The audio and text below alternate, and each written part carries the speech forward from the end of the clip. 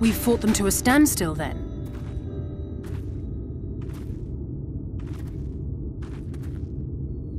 The Exarch did say that the Empire seemed to have drawn back when he last looked in on the source. But without knowing for sure how fast time was passing there, I couldn't help worrying that a lot might have happened since then.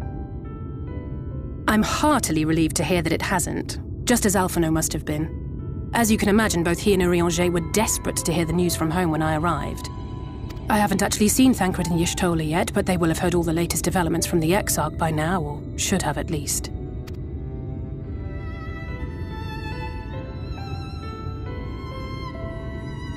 When I think of how frantic Tataru and the others must be, I want nothing more than to rush back and reassure them.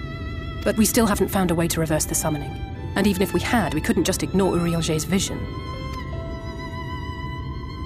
He may use 10 words where one would suffice, and they may often obscure as much as they reveal. But on this matter, he was as clear as day. I do not doubt for one moment that he saw what he claims. Nor how difficult it must have been to speak about them. The 8th Umbral Calamity and your death aren't exactly topics for idle conversation. As much as I might want to go home, I don't want to go home to that. We can't allow the rejoining to happen, which means we have to save the first from the Sin Eaters.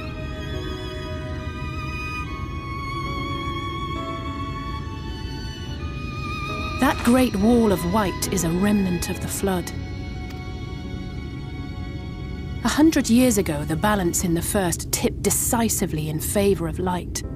From that moment, it rose and swelled with each passing day, and then, without warning, it burst forth like water from a broken dam. A colossal wave of pure light, drowning everything in its wake.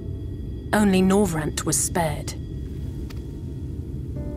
For the most part, living things are composed of ether of various different aspects. But when exposed to such a flood, their etheric harmony is shattered, and their natural form breaks down. Then they either perish, or are warped into mindless abominations.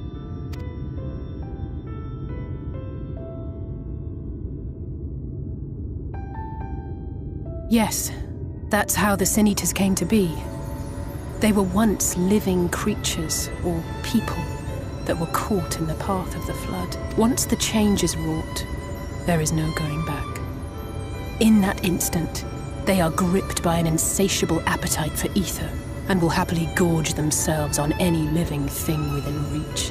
But even that is not the worst of it. The stronger Sin Eaters can plant light in us, like seeds in soil, corrupting our ether, and they are creatures of base instinct, that exist only to feed and to multiply.